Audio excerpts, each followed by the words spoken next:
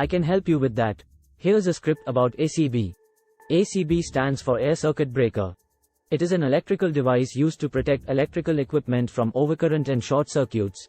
The ACB is a type of circuit breaker that uses air as an insulating medium to extinguish the arc created by the current flow during a fault. The ACB is commonly used in high-voltage electrical systems such as power plants, substations, and large industrial facilities. It is designed to protect the electrical equipment from damage due to overcurrent and short circuits, which can be caused by various factors such as overloading, ground faults, or equipment failures. The ACB operates on the principle of thermal and magnetic tripping. When the current flowing through the ACB exceeds a certain level, the thermal element is activated, which causes the breaker to trip and open the circuit. In addition, the ACB also has a magnetic tripping mechanism that can detect short circuit faults and instantly trip the breaker to protect the equipment. One of the advantages of the ACB is its ability to handle high currents and short circuit faults.